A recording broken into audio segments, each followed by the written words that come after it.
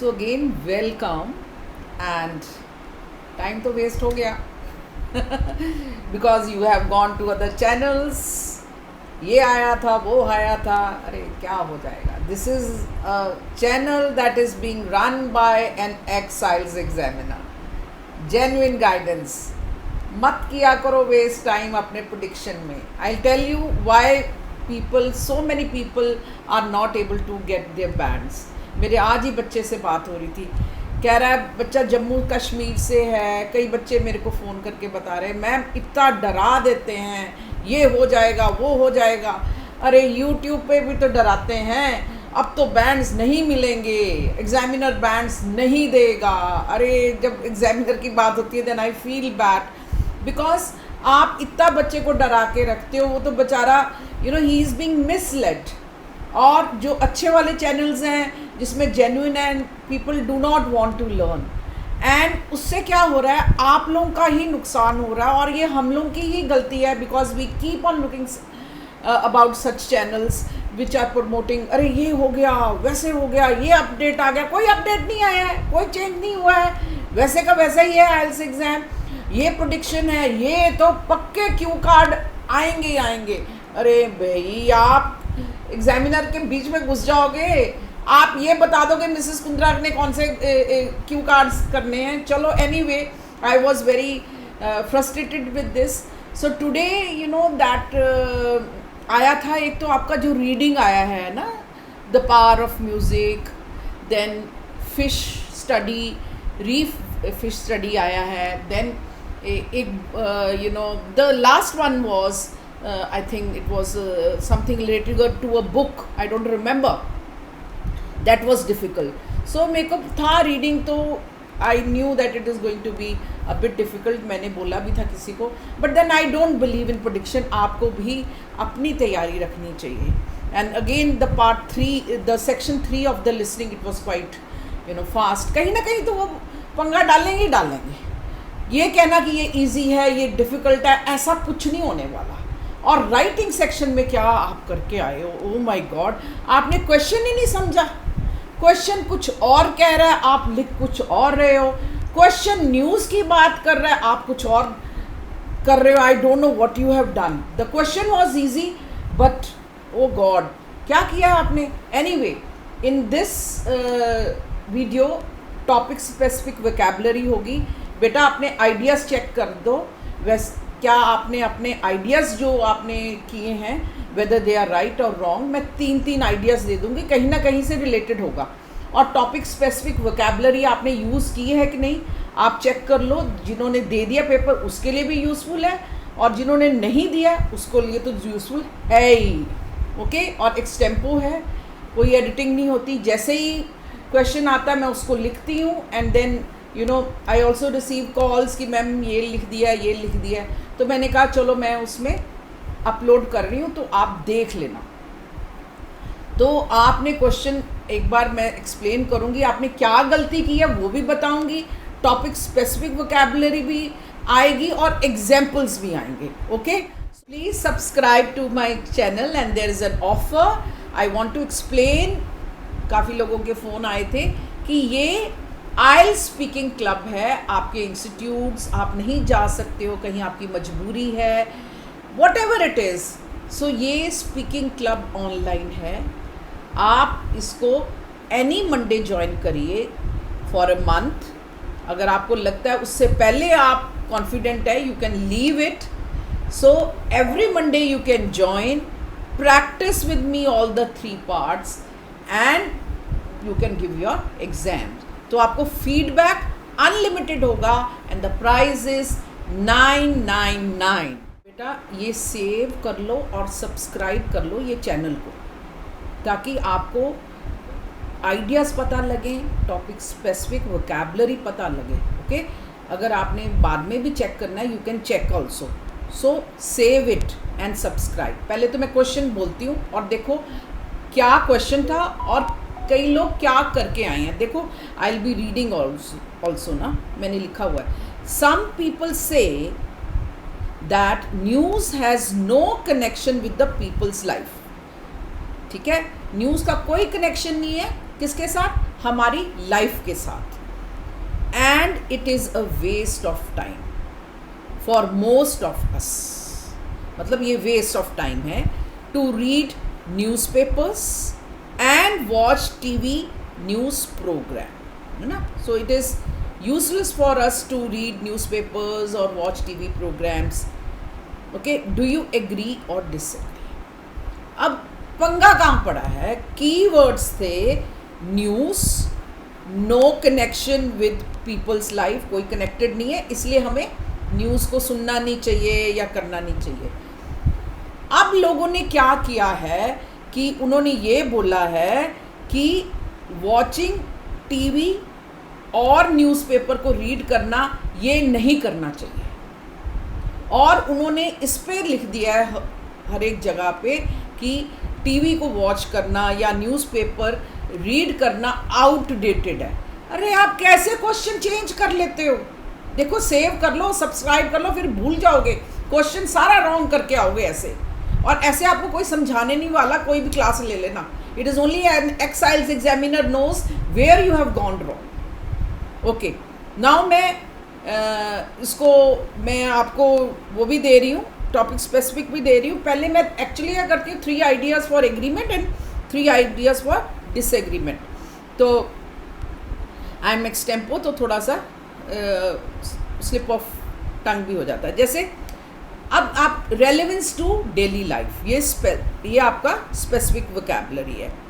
So I'll read it out कि एक one perspective is that any news stories, especially those जो international, मतलब ये हो रहा है G60 और 20 हो रहा है, सॉरी, political affairs हैं, कोई international चीज़ हो रही है, they are not impacting us, वो हमको इफ़ेक्ट नहीं कर सकती। अब कोई रूरल फार्मर है, उसको क्या इफ़ेक्ट करेगा? So I have written it like that. One perspective is that many news stories, especially those who are focusing on the international and the political affairs, they do not impact the daily lives of the citizens. For example, a rural farmer might argue that a constant coverage of the global politics is not relevant to his agriculture work, and therefore it's a waste of time. ठीक है? Then superficiality, sensationalization, okay, that means hype create कर देना हर एक किसी चीज़ का। जैसे जो news के लोग क्या करते हैं, वो कोई जो सेंसेशन स्टोरीज़ है, अरे वहाँ पे रॉबरी हो गई, अरे वहाँ पे अर्थक्वेक आ गया, थोड़ी सी बात को बढ़ाना है क्योंकि दे वांट व्यूज़। जैसे हमारे यूट्यूब में होता है कि अब तो बैंड्स ही नहीं आएंगे, अब तो चेंज हो गया, ये प्रेडिक्शन हो गई, है ना। वो सेंसलाइजेशन ऑफ द न्यूज़ कर लेते हैं। तो क्या होता है, तो जो इश्यूज होते हैं वो तो दब जाते हैं ना। यू कैन से सब मैंने क्या लिखा है, द सब्सटैंटिव इश्यूज उसको कहते हैं, द इम्पॉर्टेंट और क्रूशियल भी कह सकते हो।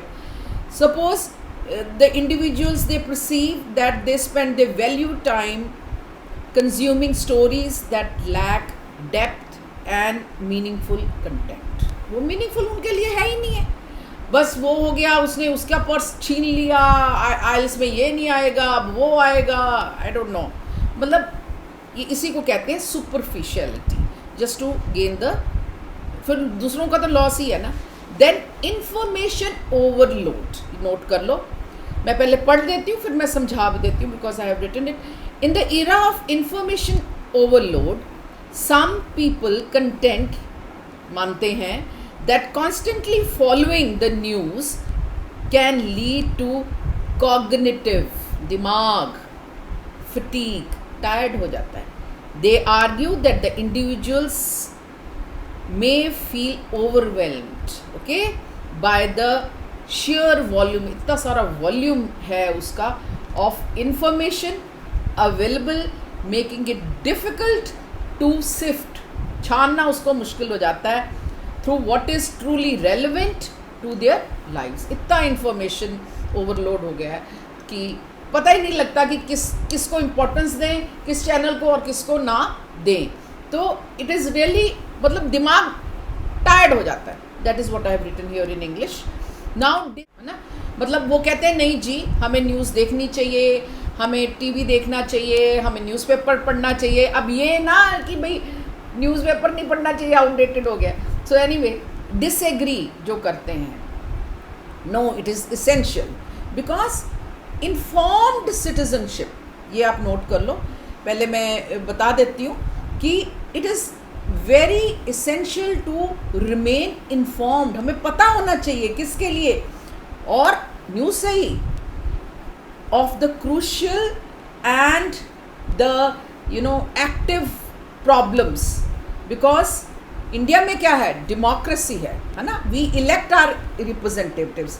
अगर हमें पता ही नहीं ये बंदा क्या स्कैम कर रहा है तो हम क्यों, मतलब अब अगर हमें पता ही नहीं है तो we will be electing a wrong person. So what I have written is that there in India way democracy example है, plays in significant role, citizens need to understand the political landscape, okay, political landscape, policies and the current events to make informed decisions.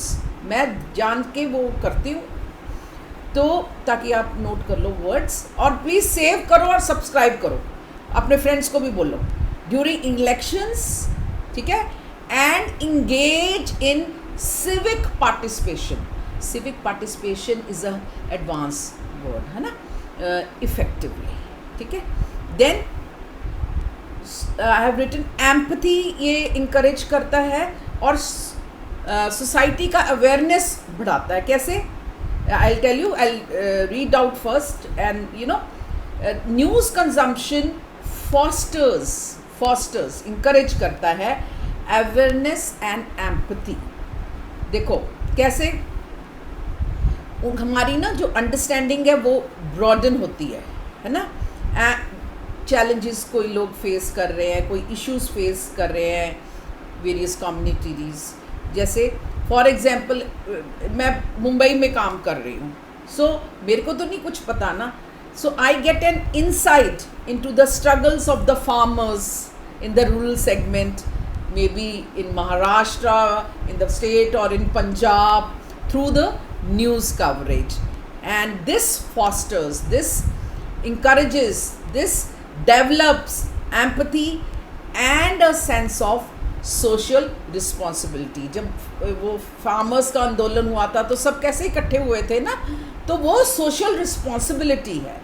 Then economic and business relevance, देखो अब stock market है ना, कोई commodity बढ़ रही है, कोई share बढ़ रहा है, कोई डेवलपमेंट हो रही है, वो कहाँ से पता लगेगा, वो न्यूज़ से पता चलेगा। So what I said is written is that it is for the business very relevant, for the professionals and the entrepreneurs in the world, staying updated on market trends, that is stock market, economic policies, कोई interest rate बढ़ गया, कहीं पे cut हो गया, कोई market price raise हो गया, बता रही हूँ। And business is news is crucial for making informed decisions that can impact the livelihood positively, है ना। अगर आपको पता नहीं है कि इसके दाम बढ़ गए हैं, इसका डिक्रीज़ हो गया है, टमाटर के दाम बढ़ गए हैं, ये सब कुछ वहीं से पता चलता है ना। So it is very essential that we should have the coverage of the news.